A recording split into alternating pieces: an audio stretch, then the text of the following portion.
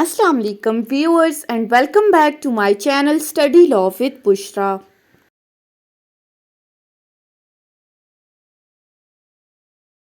So we were discussing Land Revenue Act 1967. We have discussed up till section 85. In this video we are going to start from section 86. But before starting the discussion, I request you all to please subscribe to my channel and don't forget to press the bell icon for latest updates. Do share this video with your friends and don't forget to comment your feedback. So let's move towards the discussion. Section 86 of Land Revenue Act deals with the topic of annulment of assessment of holding. अब annulment of assessment से क्या मुराद है? annulment word का मतलब है cancellation.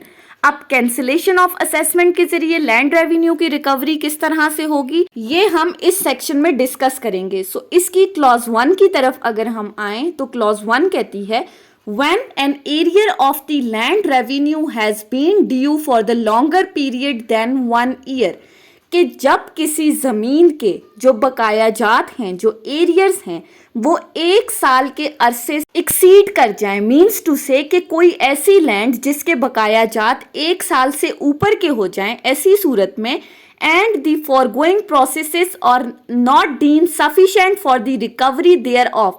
और इससे पहले जितने भी प्रोसेसेस हमने डिस्कस किए हैं like notice of demand, arrest and detention, sale of immovable property, transfer of holding, attachment of the holding, इन प्रोसेसेस के जरिए भी अगर तो लैंड रेवेन्यू के एरियर्स की रिकवरी नहीं हो रही तो फिर इस सेक्शन के अंदर प्रोसेस जो है उसको अडॉप्ट किया जाएगा. और वो प्रोसेस क्या है?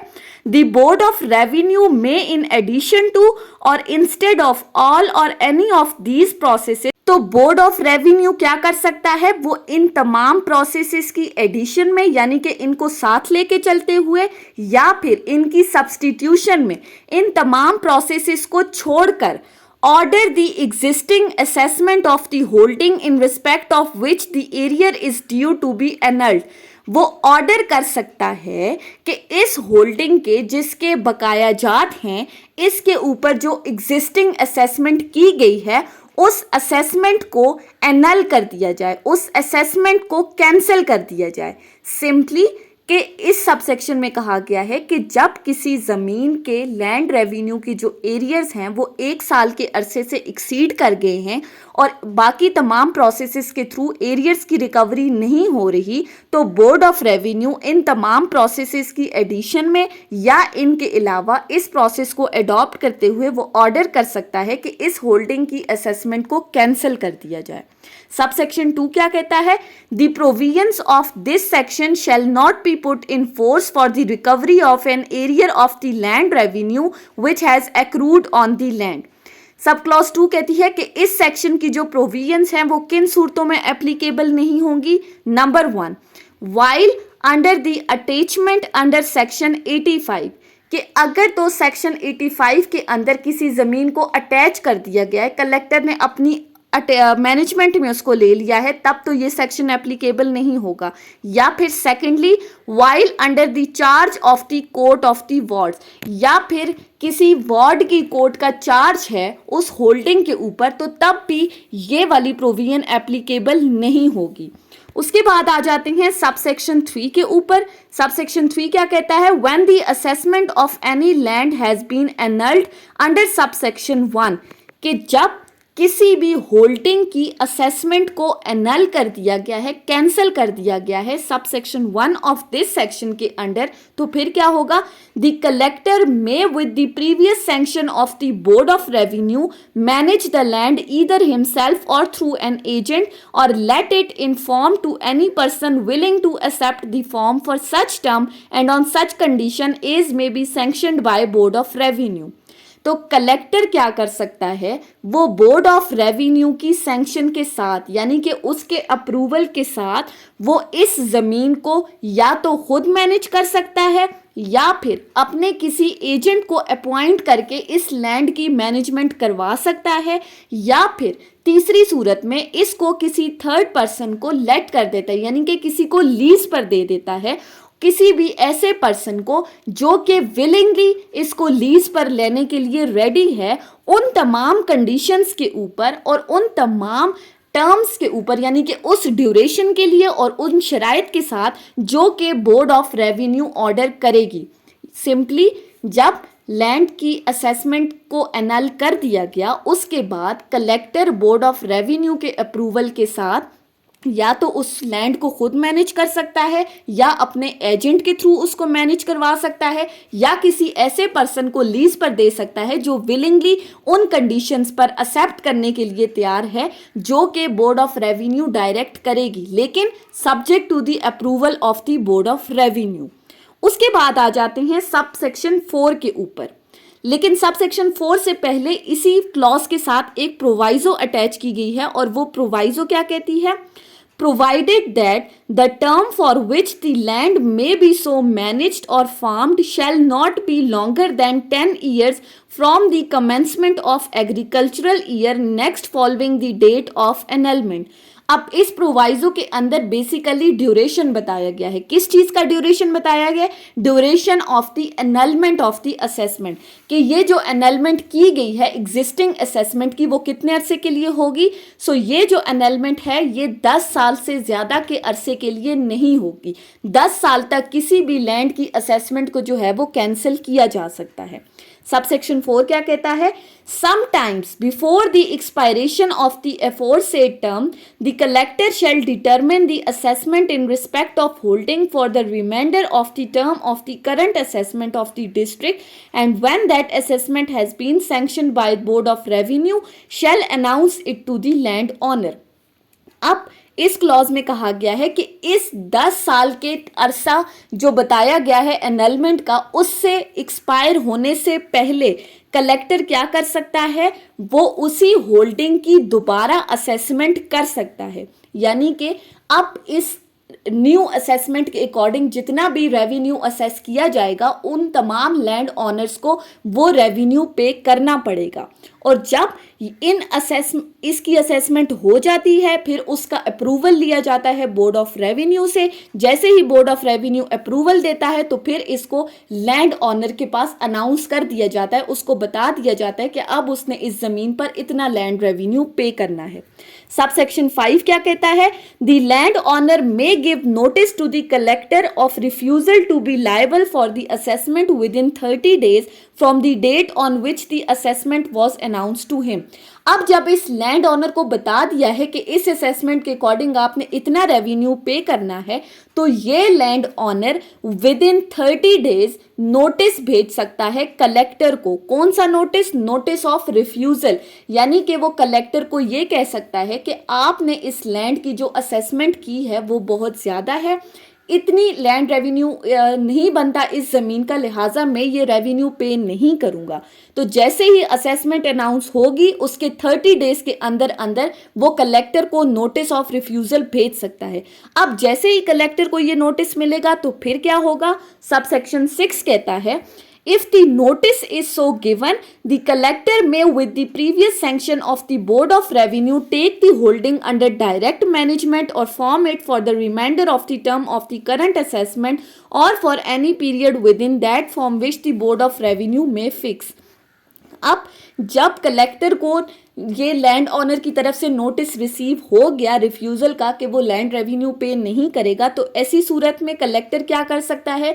वो बोर्ड ऑफ रेवेन्यू के अप्रूवल के साथ या तो उस लैंड को अपने कंट्रोल में ले लेता है या फिर उसको किसी तीसरे पर्सन को जो है लीज कर सकता है कि वो अब इस लैंड को अपने कंट्रोल में ले और इसका लैंड रेवेन्यू पे करे उतने टाइम पीरियड के लिए जितने टाइम पीरियड के लिए बोर्ड ऑफ रेवेन्यू ने डायरेक्शंस दी हैं। उसके बाद आ जाते हैं सबसेक्शन 7 के ऊपर। सबसेक्शन 7 कहता है the board of revenue may direct that any contract made by the defaulter or the person to whom defaulter claims with respect to any claim land comprising in a holding of which the assessment has been annulled shall not be binding on the collector, his agent or farmer during the period the holding remains under the management of collector, his agent or Latin form। अब इस subsection में कहा गया है कि ये जो अनलमेंट of the assessment होने के बाद जो लैंड ट्रांसफ़र की गई है, यानी कि कलेक्टर ने अपने कंट्रोल में ली है या अपने एजेंट को अपॉइंट किया है या किसी थर्ड पर्सन को लीज किया है, तो ऐसी सूरत में कि जितने अरसे तक ये ज़मीन इन 3 बंदों के पास थी, अगर तो डिफ़ॉल्टर ने इस ज़मीन के ऊपर अपनी होल्डिंग के ऊपर किसी तरह का कोई कॉन्ट्रैक्ट किया है किसी थर्ड पर्सन के साथ, तो ऐसी सूरत में उस कॉन्ट्रैक्ट की जितनी भी टर्म्स एंड कंडीशंस हैं वो इन कलेक्टर, एजेंट या थर्ड पर्सन के ऊपर बाइंडिंग नहीं है।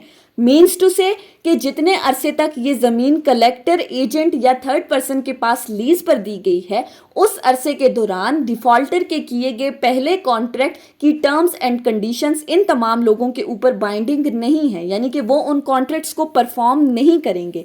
वो सिर्फ और सिर्फ उनका काम क्या है, लैंड को मैनेज करना और एरियर्स जो है वो गवर्नमेंट को पे करना। उनके ऊपर किसी भी तरह की कॉन्ट्रैक्ट की कोई भी लाइबिलिटी नहीं आती। सो ये था सेक्शन 86 जिसमें हमने पढ़ा कि अनलमेंट ऑफ द असेसमेंट होने के बाद लैंड किस तरह से मैनेज की जाती है। उसके बाद आ जाते हैं सेक्शन 87 के ऊपर। सेक्शन 87 क्या कहता है?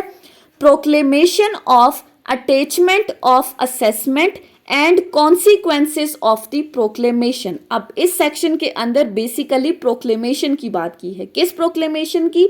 सबसेक्शन 1 कहता है when any land is attached under section 85 or when the assessment of any land has been annulled under section 86, the collector shall make the proclamation thereof.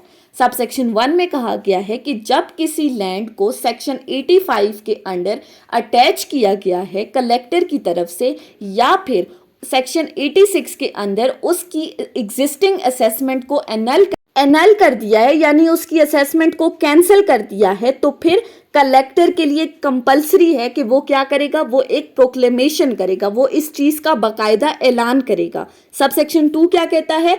No payment made by any person to the defaulter before the making of proclamation on account of the rent or any other asset in the anticipation of usual time for the payment shall without the previous sanction of collector be credited to that person or relieve him from liability to make the payment to the collector or his agent or farmer. Subsection 2 में कहा गया है कि अगर तो proclamation होने से पहले किसी पर्सन ने डिफॉल्टर को किसी तरह की कोई पेमेंट्स कर दी हैं जो कि वो डिफॉल्टर को करने का पाबंद था, यानी कि यूजुअली जो वो पेमेंट करता था, रेंट था या जो भी था जो उसने डिफॉल्टर को करनी होती थी, अगर तो वो प्रोक्लेमेशन होने से पहले कलेक्टर के अप्रूवल के बगैर ये पेमेंट डिफॉल्टर को कर देता है, तो ऐसी सूरत में वो अपनी लाइबिलिटीज से डिस्चार्ज नहीं होगा। मीन्स टू से कि उसकी लाइबिलिटीज ख़त्म नहीं होंगी कि जो उसने पेमेंट करनी थी कलेक्टर को या उसके एजेंट को या किसी थर्ड पर्सन को जो होल्डिंग लीज पर दी गई है, ऐसी सूरत में उसकी लाइबिलिटीज ख़त्म नहीं होंगी। सबसेक्शन 3 क्या कहता है? सबसेक्शन 3 कहता है no payment made after the making of proclamation on account of rent or any other assets of the holding to any person other than the collector, his agent or farmer shall be credited to the person making the payment or relieve him from liability to make the payment to the collector, his agent or farmer. सब clause 2 में हमने कहा proclamation होने से पहले। Sub clause 3 कहता है कि अगर तो प्रोक्लेमेशन होने के बाद कोई पर्सन पेमेंट कर रहा है डिफॉल्टर को, अब यहां पर कलेक्टर की सैंक्शन की बात भी नहीं की गई, कलेक्टर के अप्रूवल को भी डिस्कस नहीं किया गया, बल्कि डायरेक्टली कहा है कि अगर कोई पर्सन प्रोक्लेमेशन होने के बाद भी डिफॉल्टर को पेमेंट कर रहा है, वो पेमेंट जो उसने कलेक्टर को करनी थी, उसके एजेंट को करनी थी या थर्ड पर्सन जिसको लीज पर दी गई है उसको करनी थी, तो ऐसी सूरत में तो टोटली उसकी लाइबिलिटीज खत्म नहीं होती। सब क्लॉज 2 में प्रोक्लेमेशन होने से पहले अगर वो डिफॉल्टर को पेमेंट कर रहा है तो उसकी लाइबिलिटीज से वो डिस्चार्ज नहीं होगा। सबसेक्शन 3 कहते हैं कि अगर तो प्रोक्लेमेशन होने के बाद भी वो डिफॉल्टर को ही पेमेंट कर रहा है तब तो किसी सूरत भी उसकी लाइबिलिटीज खत्म नहीं होंगी। सो ये थी हमारी आज की डिस्कशन सेक्शन 86 और सेक्शन 87 के ऊपर। अब ये तमाम प्रोसेसेस हमने डिस्कस कर लिए जिनके जरिए arrears of the land revenue recover किया जा सकता है। अब अगर इन तमाम प्रोसेसेस के बावजूद भी एरियर की रिकवरी नहीं हो रही, फिर हम मूव करेंगे अपने नेक्स्ट प्रोसेस के ऊपर जो कि है सेक्शन 88 के अंदर, जिसको हम नेक्स्ट वीडियो में डिस्कस करेंगे इंशाल्लाह। सो आई होप कि आपको ये लेक्चर समझ में आया होगा अगर आपने इस वीडियो को अटेंटिवली सुना है तो। अगर आपको ये वीडियो अच्छी लगी है तो इस वीडियो को लाइक करें, कमेंट करें और चैनल को ज़रूर सब्सक्राइब करें। Thank you so much for watching this video. Till then, अल्लाह हाफिज़।